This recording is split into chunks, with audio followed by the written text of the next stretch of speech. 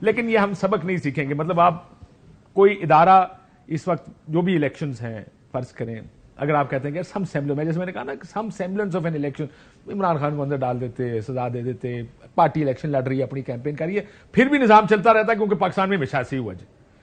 ادھر تو یہ کہ ادھر تو دیر گوئنگ دی ایکسٹرا مائل, جس کی وجہ سے ابھی زیادہ یہ شور پہ گیا نا کہ یار بس کر دو, کی ہو گیا, but they will not learn.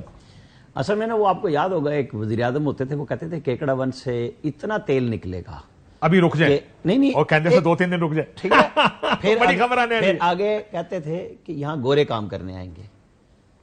وہ 200 کنسلٹنٹ ان کے پاس تھے اور 200 ارب ڈالر. سر وہ آپ کو ایک بار یہ سیاستدانوں کی کہانی سنا رہا ہوں. ایک تمہیں یاد ہے تو سونا بھی نکلا ایسی چنیوٹ سے, اس کے اندر پھر بندہ ہاں یہی بات, پھر یہی سبطین خان کو کس نے اندر کرایا تھا, علیم خان کو کس نے اندر کرایا تھا جو چیف منسٹر کے کینڈیڈیٹ بنے, اسی کیس میں جہاں پہ چیزیں کلیئر ہو چکی ہوئی تھی. کیوں کرایا تانبے سونے میں سبطین خان کو, نام دوسرے کا لے رہے ہیں نا شہباز شریف کا, تو سبطین خان کیوں اندر ہوا تھا اس کیس میں؟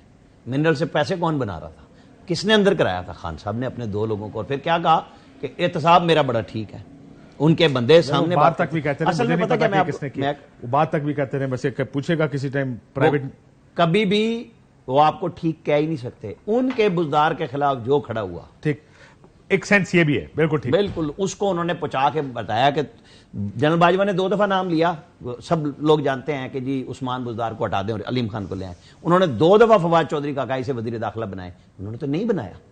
وہ ہر چیز میں مرضی کرتے تھے, لیکن پھر بعد میں کہتے تھے کہ باجوہ صاحب ہر کام میری سے اپنی مرضی کا کراتے تھے اور میں کرتا رہا, اور یہ ہو گیا, میرے سے الیکشن کمشنر لگ گیا, میرے سے فلانا ہو گیا. اور بھائی آپ اپنی مرضی کرتے تھے, پھر آپ کی مرضی, جہاں نیشنل سیکورٹی کا ایشو آتا تھا, آپ کو رات کو مرضی بتائی جاتی تھی کہ صبح آپ نے یہ فیصلہ دوبارہ ٹھیک کرنا ہے جو آپ غلط کر گئے.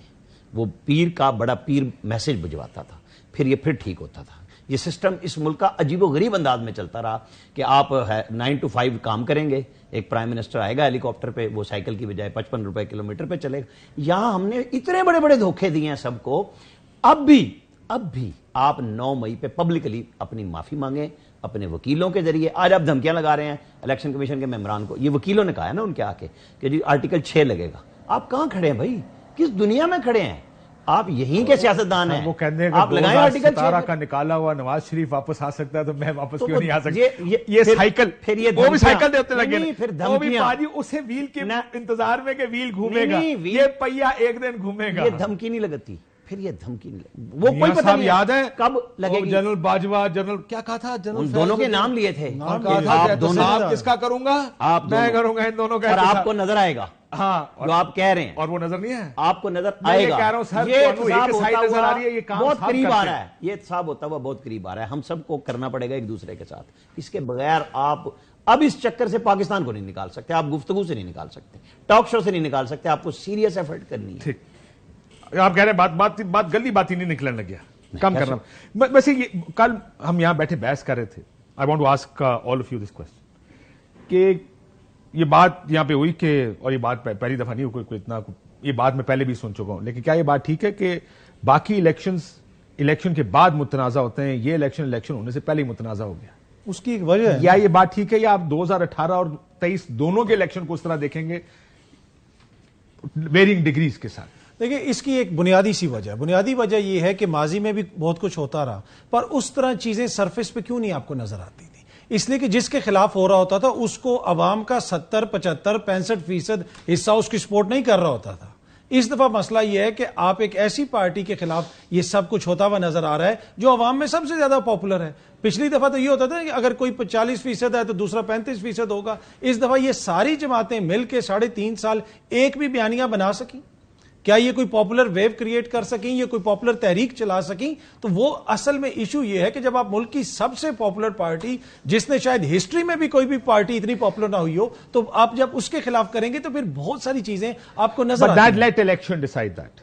I mean, popularity, I think popularity is not the reason. Popularity may be one of the reasons.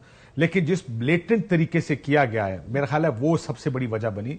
اس کی بلیٹنٹ یہ کہ کاغذات, بندے جس طرح غائب ہو رہے تھے, اٹھائے جا رہے تھے, واپس آ کے ٹی وی پروگرامز یا پریس کانفرنسز, اینڈ لگتا سی ڈیالے سے لے کر پریس کلب تک کوئی شٹل سروس چل رہی ہے, ادھر سے یہ بات ساری شروع ہوئی.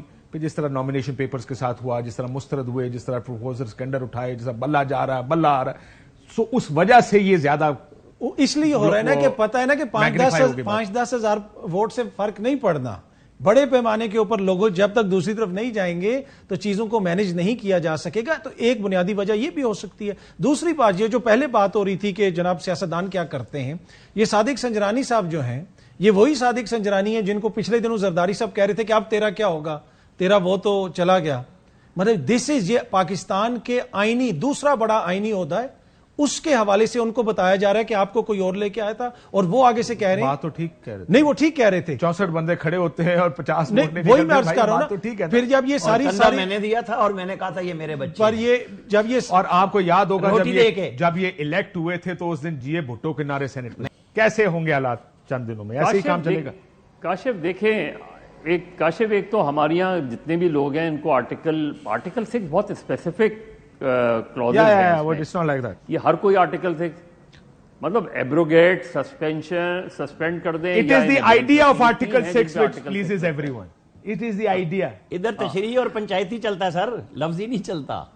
اور کاشف کسی دن بیٹھ کے بڑے آرام سے 2018 اور اس وقت کے الیکشنز کا کرٹیکل انالیسس کر لیں، ہمیں کوئی تبدیلی نہیں نظر آتی. Absolutely. دیکھیے نواز شریف کو ڈسکوالیفائی کیا، عمران خان کو ڈسکوالیفائی کیا.